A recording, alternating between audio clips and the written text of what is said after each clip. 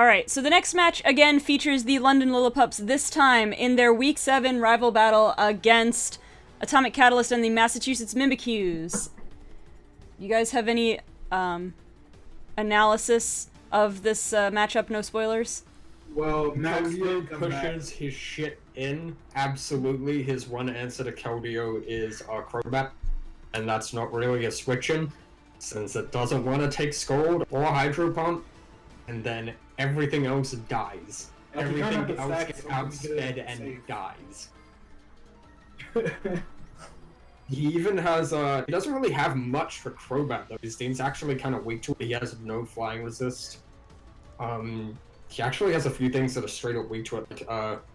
Mimikyu's weak to poison if he decides to pack that coverage. Mm-hmm. He has no flying resist, as well as 2 flying weaks. I'm not sure why the hell Vikavolt was brought to this game. He really didn't have any reason to bring it. Yeah, I don't think so. Alright. I'm just looking over his team to see if he has, like, an actual flying resist. And his flying resist is Carbink. He has Stack and Attack. Stack Attacka, yeah. I don't get why he wouldn't bring Stacker. Yo, Stack Attack I also don't really get why Sizzle was brought to this match. Sizzle has a bit of a rough time. Like, Jirachi resists Bullet Punch spam. You can hit it with Fire Punch. Rotom Heat just destroys it. Can't really do anything to Quagsire either, so I think I don't know why Sizzle was brought over Stacker. I think Tangrowth is nice here. Tangrowth's really nice for both of his ground types. Mm-hmm. It could also mess with Jirachi a little bit depending on its set. Mm-hmm. Yeah, I don't see the point in Vikavolt and Sizzle at all. Oh, we'll get to see how it all played out. We got the leads Crobat versus Vikavolt. He legit used the same team as he did the last one. Except it's not Vikavolt. It's Zoroark. Oh yeah, no, Max is using almost the exact same 6 mods. Except I think he brought, like, what, Excadrill or Sylveon? Yeah. Leading that was with rough. Zoroark. That was a rough start. Yeah, leading with Zoroark to me is stupid. It's such a good late game cleaner. Why the hell would you lead with it? Mm-hmm. In my opinion, you should have led with Vikavolt. It causes the most problems for Max's team as a lead matchup, since his only switch to it is Rotom Heat. Mm-hmm. Low key, I feel like he just didn't have Focus Blast either. If he had Focus Blast, it could have been more okay, because he literally just Dark Pulse, knowing that there was a Dark type still alive on Max team. Right. If Dark fighting, right. Quad resist. Right. I feel like if he Focus Blast, he'd be a lot safer. Yeah, Focus Blast would have been good, because it hurts, like, if... well, yeah, it hurts, Pangoro, hits almost everything else neutral except Crobat. I don't get why he's running Focus Sash Excadrill, and I'm not quite sure why he stayed in versus that Crobat. I guess he was predicting U-turn, but... guarantee rocks. I think that's what he was trying to go for. But even he's also, like, stupidly weak to this Rotom. He does... Mm-hmm. He actually has just no switching, and there goes Tangrowth, so that pretty much means...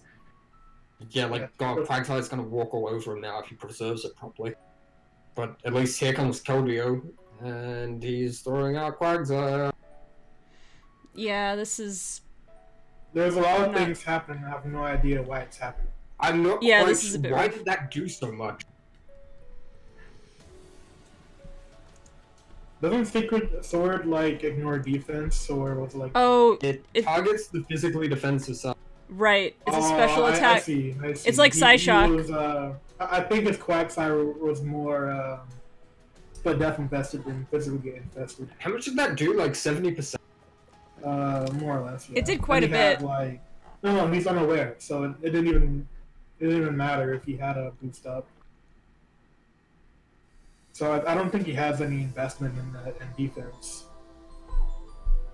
That's like That's modest Keldeo with Oh man, I completely missed what no happened that investment. turn.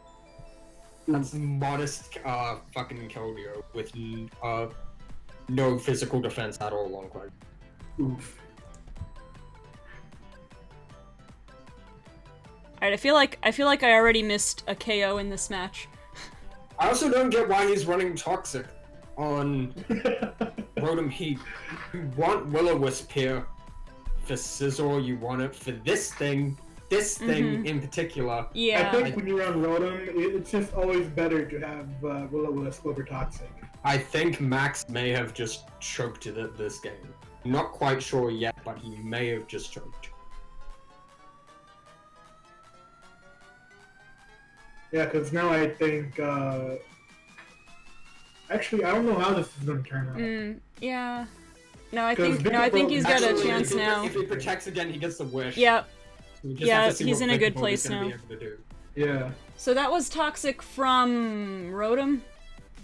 Rotom Heat. Rotom gets the KO on that, okay. So what is Big Foot going to do? I think it can spam electric attacks, I'm not quite sure what its item is, but... Bug Buzz. Right. Why did you make that play? What are you doing, pal? You should have protected! And so does Pangoro only have Drain Punch? This is gonna be rough, actually. And why did you hit Drain Punch? Okay, so yeah, Max chokes this match.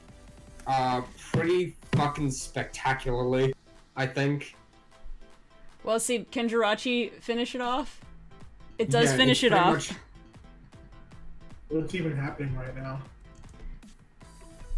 That was surprisingly close that was time. About the stupidest Week 6 match I've like, what was this, Week 7? Week 6. Week 7. That was the stupidest match I've ever seen. I don't think any of them deserve to win it. But... Frenzy is the Simon Cowell of Pokemon. Yeah, God, that battle sucked. All right, well, I'm gonna have to watch the replay because I think I did miss. There was one turn where like both Pokemon went down. No, it was before then. There was one before that. I missed one of the KOs. I'm fairly certain. 1, 2, 3, 4. 1, 2, 3, 4, 5. Yeah, because one was recoil damage, but there's definitely one KO that was unaccounted for. Are you like counting these as like them killing themselves, or like each Pokemon killing each other? No, it's only if a Pokemon gets a KO on another Pokemon, whether it be through status or hazards or direct attack. But if a Pokemon KOs itself, that's just a wash. It doesn't count anywhere. Well, a lot of these Pokemon just KO'd themselves. Well, I know at least one of them did, but I missed the other one, so that one also might have been a self KO. But I don't know for a fact, so.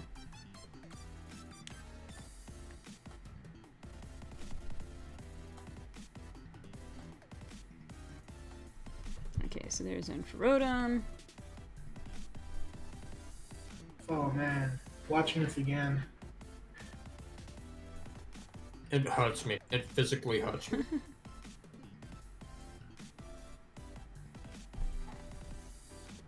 I feel like I'm actually losing brain cells watching this. Okay, so that was the one. So Crobat got one. I don't remember if I counted that one or not.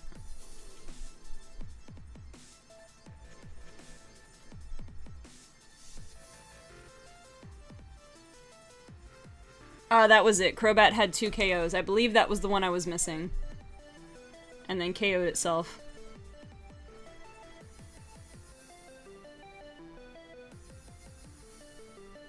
Wait, so why did Brayford do switch damage again? Was he like running full offensive on his Scizor? Maybe. Yeah, it was probably offensive Scizor. Like, I don't believe Brayford from a Crobat should ever do that much to a Scizor. How much did it do? Like 60%, right? It was more than half. It was pretty chunked. Yeah, if he's max attack Crobat and he's like no bulk Scizor, it makes sense. Because Crobat has 90 attack, which is pretty bad, but Brave Bird is a 120 base power move with stabs. Yeah. Like, base 90 attack is okay, but It's not strong enough to be doing like a full-on sweep at random points. Alright, so for the London Lillipups, we have Jirachi 1 KO, Rotom Heat 2 KOs, Crobat 2 KOs, Pangoro the Dragon Warrior 1 KO. Tied for MVP of the league with Blacephalon so far, both with 11 KOs. They're 4-3 at +1, which guarantees the London Lillipups a spot in the playoffs. And then we have the Massachusetts Mimikyus with 1 KO for Mimikyu, 1 for Keldeo, and 2 for Vikavolt. At 5-2, +14, the MVP on their team is Keldeo. They were also, I think they were already a guaranteed spot in the playoffs in the Saiyan Conference. So, we have just one more regular season match to get to. One more makeup match.